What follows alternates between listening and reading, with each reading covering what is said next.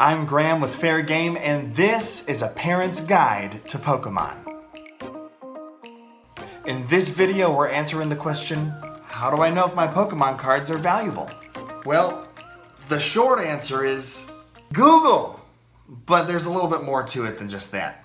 If you Google your card name, be sure that you have it as exact as possible. And if you know the set name, such as Battle Styles, Chilling Reign, Shining Fates, be sure to include that next to your Pokemon card name as well. When you Google your card, the shopping tab is going to give you multiple prices for what your card is selling for right now. But remember that there are subtle variations between cards that maybe look or sound like they're the same. So be sure you kind of go over that with a fine-tooth comb and make sure that the numbers you're looking at correspond to a card that you actually own.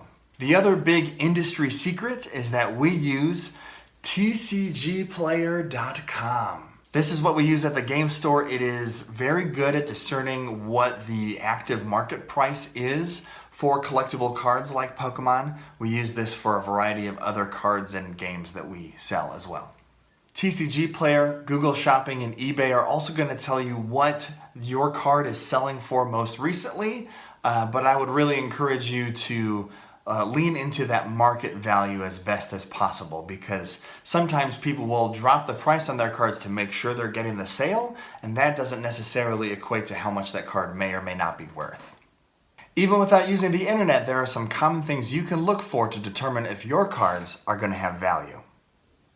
In our previous video, What's in a Pack, we talked about how the rare of a given pack is going to be the one that has the value of that pack. And those are denoted by those little stars in the corner. But even here, with these rares being foil rares, these don't have particularly a lot of value. Any of the fancy rares is what you're really looking for. They're going to have titles that include like GX, V, Mega, a lot of these kinds of things. And these are the cards that you really are looking at if you think you might have something that is worth something. Even some of these like Pokemon Vs are not actually rares, they're promo cards, and you can see that in the bottom left corner here.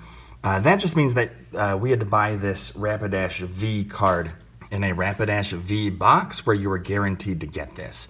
So ultimately, even though this looks very nice, it's not going to have a ton of value on the aftermarket, maybe only a couple bucks. If the card art is full bleed or full art foil, that's kind of one of the things that you're looking at. So like this Mag Cargo is a full bleed card. That means that there's no text box here.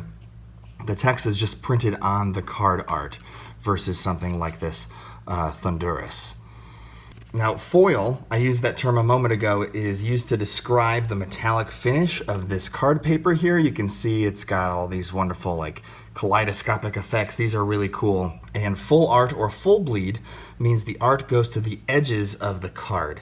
That's what this Mag Cargo here is doing. Typically the card art is limited to a rectangle on the top half of the card, like this Thundurus. Sometimes you'll get a card art that is rainbow colored and not a normal printed color, and these are called rainbow rares and are usually worth more than their regularly printed foil counterparts. Now some sets have something called a secret rare, which are variant versions of other cards in the same set. So in the bottom edge of the card you can see which card number this is. For example, this Keldeo is card number 47 out of 236. The Mag Cargo here is card number 24 out of 160.